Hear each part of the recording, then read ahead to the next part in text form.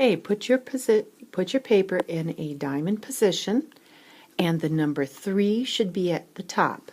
So we have 1, 2, 3 up at the top, and 4 down at the bottom. Position your paper in a diamond. Take the corner of number 1 and fold it over to meet the corner of number 2 and crease. Line up your edges as best as you can. It may not line up completely good, but get it as close as possible. You will see some writing on this side. Open it back up,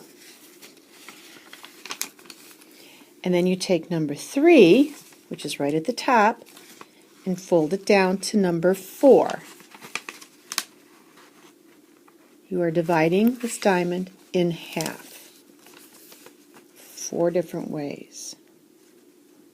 So leave it there, and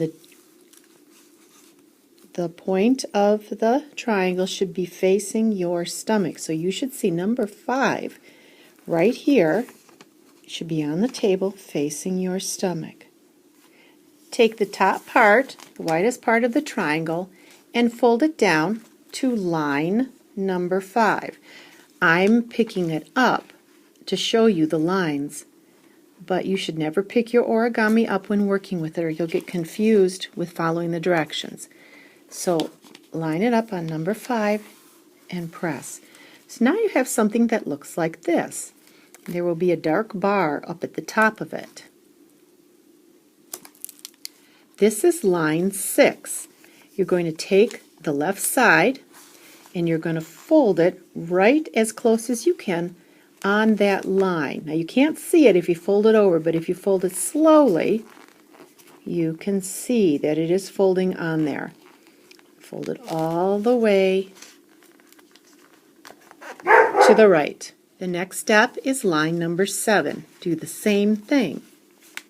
Fold it carefully over as close as you can to that line slowly so that you can see that you're folding on that line.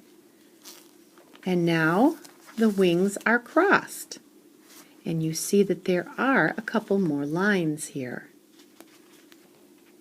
With that bar, dark bar, facing up at the top, this is line 8, or step 8. You're going to take the wing, and you're going to fold it now backwards toward the outside. So I'm going to put my fingers on line 8. See how I line them up? That way it'll help me fold the wing backwards on line 8. So there's one wing going this way to the right, and here's line number 9. So you're going to take his wing and you're going to fold it. I'm going to put my fingers on the line so I can see where I'm going to fold. You're going to push it back this way. So now you have bat wings on both sides, and you have this dark bar up here. This is going to create the top part of the bat with the ears. So you take your scissors, watch me first please, cut out that dark bar, and there it's fallen out. Looks like a tooth that fell out. But this becomes the bat's head. So that's the empty spot right there.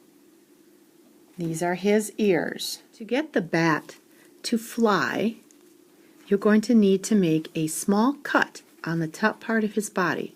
Here is the line of symmetry where we folded before, a long time ago. So we take our finger, we put it underneath there. Can you see the line better now? We're going to make a small cut on the top part of this paper. There, see there are 2 sides. This is the bottom side. We do not cut at all. This is the top side with the line. We're going to make a small cut, just a little one.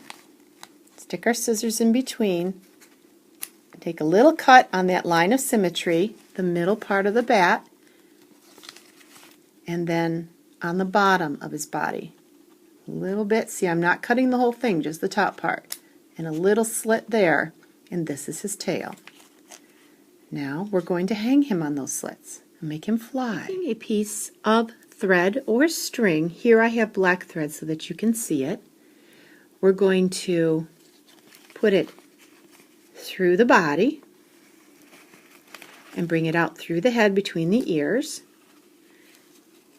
like this. We're going to put it in that slit that we made with the scissors right there, and it'll hold it. And the other side, we're going to put the bottom slit like this. And we're going to pull so they're both even. And this is how you tie a knot. Match the two ends of the string together. See how they both match on the end here? There's two pieces. All we do is we make a loop or a circle. We put the two together as if they were one. We make a circle or a loop with them, and then it looks like a snail now, doesn't it? We take the end of the loop or the snail's antennas and we put it behind the loop and pull it through the loop.